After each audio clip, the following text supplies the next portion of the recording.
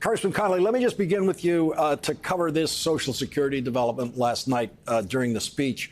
My point about it, what I saw was that Kevin McCarthy now has to live with that video for the rest of the year in his attempted negotiations with the president, where he was obviously going to attempt to get some kind of significant cuts to Social Security, Medicare, Medicaid. And it seems as though the president now has trapped them all in that video, giving a standing ovation, in effect, for preserving and not touching Social Security and Medicare in any way. That doesn't mean they won't try, but every day reporters are going to be able to confront Kevin McCarthy with what happened in that room last night. Yeah, and if you notice from that video, when Kamala Harris stands up to applaud that line, Kevin McCarthy initially does nothing, and then he ends up applauding but sitting down. So maybe that's a half a commitment. I don't know. But we got him on video applauding the line, "We're not going to touch Medicare and Social Security."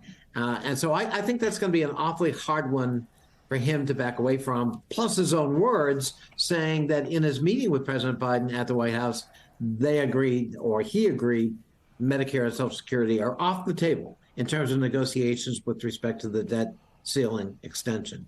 So I agree with you. I think President Biden was pretty clever in locking them in, and I think it's going to be awfully difficult to ever get out of that lockbox.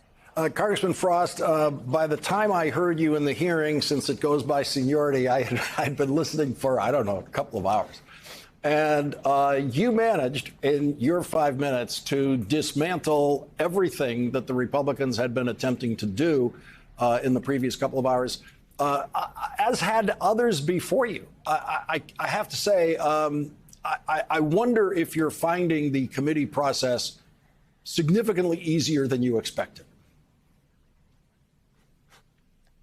Well, I wouldn't say easier, Lawrence, but, we've been doing our homework and taking a lot of time to prepare our questions and have different lines of questioning that we can have ready, depending on what the Republicans bring up. And, it's a double-edged sword being a little, later on in seniority, because I have more time to listening to them say the same points over and over again. I felt like it was Groundhog Day, them trying to prove their point and every time failing to do it. And so it gives me the time to sit there and come up with a new line of questioning that hits directly at their failed attempts to make the points that they're trying to make. And so double-edged sword at being a little in the middle on seniority there, but it gives us that opportunity to really paint a picture for the people watching the hearing that, number one, the hearing is a waste of time in the first place, but every point they're trying to make is not founded in facts and data and is only rooted in politics and revenge at this point.